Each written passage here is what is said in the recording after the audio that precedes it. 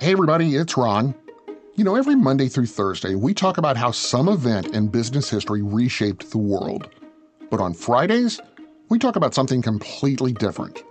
These are the stories that went completely off the rails. They may have still changed the business world, just not in the way anyone wanted. These are the business bloopers. It's the evening of May 18th, 2000. And a man by the name of Ernst Malstem is on the phone.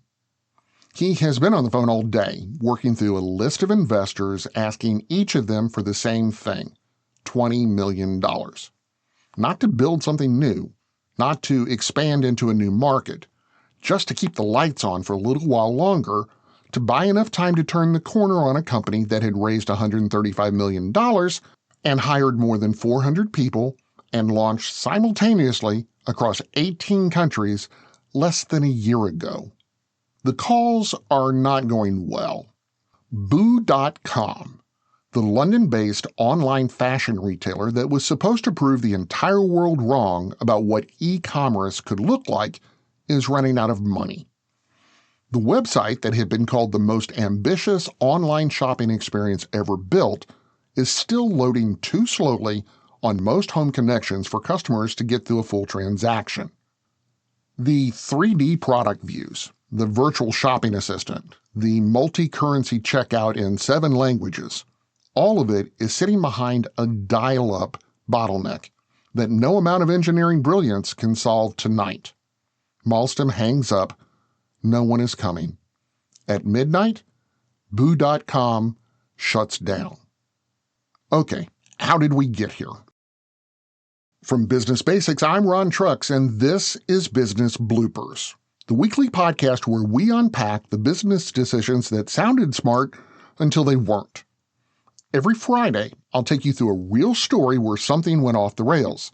Sometimes it's hilarious, sometimes it's painful, but always, it's a reminder that even smart people screw up in business, and we'll take a look at why it matters.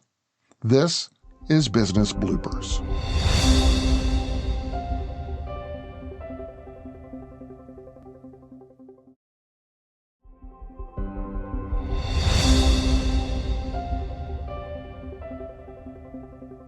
To understand Boo.com, you first have to understand who built it and what the world looked like when they started.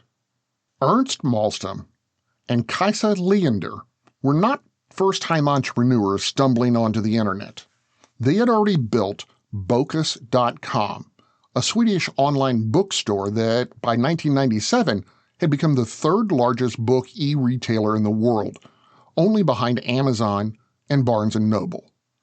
They had sold it, made real money, and were looking for the next thing. The next thing, as they saw it, was fashion. Not a small regional fashion site, and not a cautious single-market test. The idea was to build the world's first global online sports and fashion retailer, launching in Europe and America simultaneously, targeting a generation of consumers who were young, brand-conscious, and increasingly comfortable buying things online. They brought in Patrick Hedelin, their financial director from Bokus, as the third co-founder.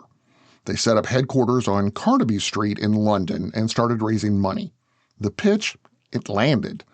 Goldman Sachs came in, JP Morgan came in, Bernard Arnault of LVMH came in, the Benetton family came in. By the time they were done, Boo.com had raised $135 million before selling a single item of clothing. The vision for the website was genuinely ambitious in a way that's easy to underestimate looking back. Remember, this was 1998 and 1999. Most e-commerce sites were flat pages with static images and a shopping cart. Boo.com was building 3D rotating product views, a virtual fitting room concept, a multilingual, multi-currency checkout system covering 18 countries, and an animated virtual shopping assistant named Miss Boo, who would guide users through the site with the kind of experience that wouldn't become standard anywhere on the internet for at least another decade. The team of more than 400 employees spread across offices in London, New York, Paris, Amsterdam, Munich, and Stockholm worked for months to get it right. The original launch date was pushed back repeatedly, each delay explained by the need to make the experience perfect before going live. Investors were patient. The dot-com boom was still inflating, and the money was still flowing. The offices on Carnaby Street were well appointed. There were parties. There were first-class flights. Insiders later described the spending culture at boo.com in 3 words: champagne, Concord, and cocaine. The founders were building the future and spending it like it had already arrived. When the site finally launched on November 3, 1999, 350,000 people had already registered their email addresses. The world was watching.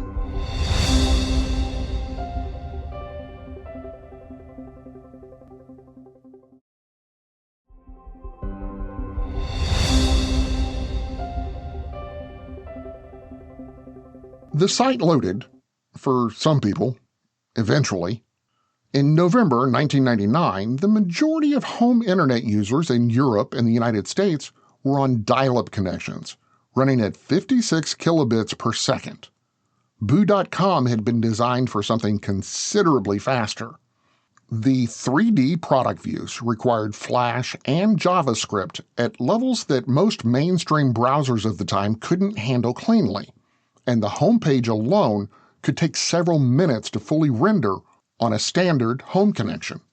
One analyst who reviewed the site for New Media Age wrote that he had been assured Boo.com would keep page load times under 8 seconds, and then noted, almost sympathetically, 8 seconds is not great, but the question is, will it be worth waiting for?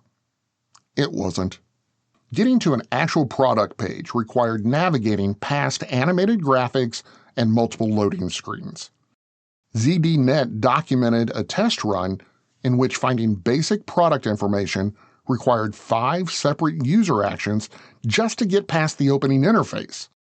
Customers who made it through to checkout encountered a system that was genuinely impressive in its ambition and genuinely painful in its execution, with currency conversions, language switches, and sizing guides that worked beautifully in the London office and collapsed regularly under real-world conditions. The phones at customer service rang constantly. Return rates climbed. Traffic numbers looked reasonable on paper, but conversion, the percentage of visitors who actually completed a purchase, was nowhere near where it needed to be to justify what's called the burn rate. And the burn rate was the other problem. Boo.com was spending approximately $1 million per week to operate. The Carnaby Street headquarters, the 6 international offices, the 400-person staff, the 30-person PR team, the custom-built back-end systems, the high-end product photography at roughly $200 per item. All of it added up to a company that needed enormous and sustained revenue just to survive, and the revenue wasn't coming. By early 2000, the dot-com market was beginning to crack, and investor patience everywhere was thinning. Boo.com went back to its backers asking for more capital. The moment control was lost was the moment those conversations started going differently than expected.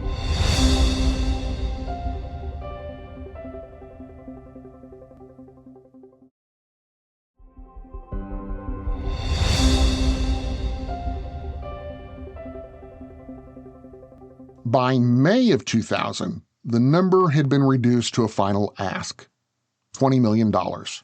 Not the hundreds of millions that had flowed in before, just $20 million to keep operating while the team worked on fixes. Nobody said yes. On May 18, 2000, Ernst Malmstrom told his remaining investors, unless we raise $20 million by midnight, Boo.com is dead. Half that amount came in. The other half didn't. At midnight, the site went dark. The Financial Times ran the headline the following morning, Boo.com collapses as investors refuse funds. Online sports retailer becomes Europe's first big internet casualty. Over 300 employees lost their jobs the same day. The Carnaby Street offices, the Paris office, the New York office, the Stockholm office, all of it shut down simultaneously. The assets were sold off in pieces. The brand name and technology were picked up for roughly $372,000, a fraction of what had been spent building them.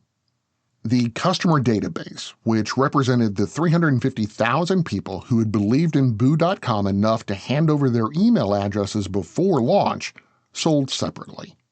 Malmstrom later reflected on what had gone wrong in an interview with the Financial Times. "We wanted everything to be perfect," he said.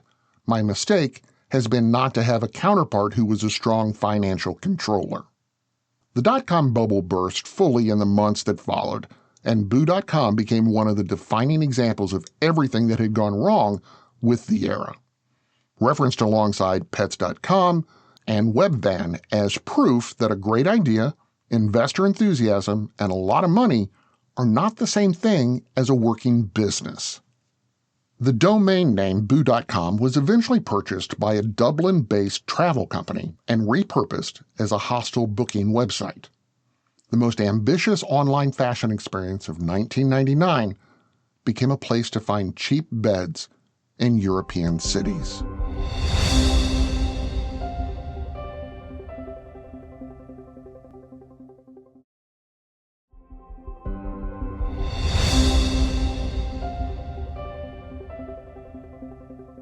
Something I like to do when I share these business blooper stories is end by spending just a little bit of time looking at what actually went wrong.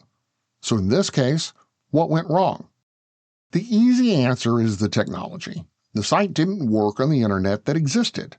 But that's a symptom, not the cause.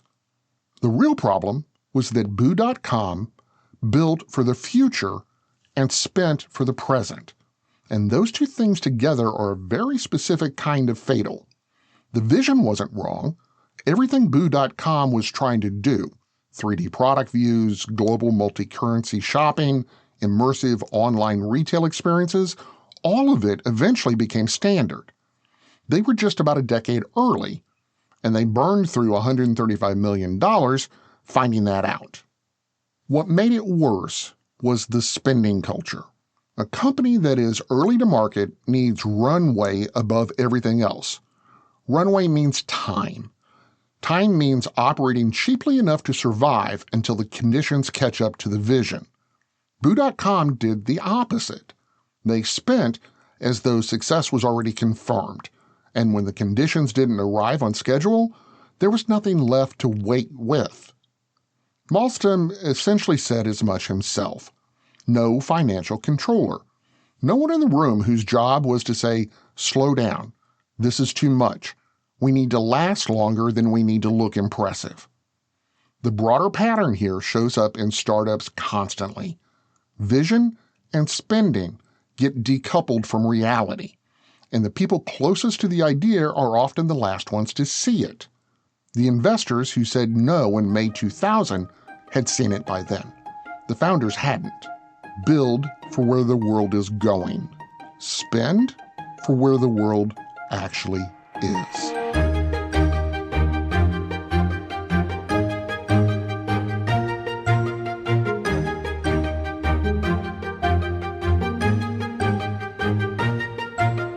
I'm Ron Trucks, and this is Business Bloopers, part of the Business Daily podcast lineup where we look at how business really works and sometimes how it really doesn't. New episodes drop every weekday with fun, full-length blooper stories like this one on Fridays and quick-hit business history episodes the rest of the week. Follow us on Apple Podcasts, Spotify, YouTube, or wherever you listen. And if you're enjoying the ride, please don't forget to subscribe and leave a quick review. It helps more people find the story behind the business. And if you want to actually understand business better without the fluff or the buzzwords or the MBA language, start by visiting us at bsnsDAILYpodcasts.com.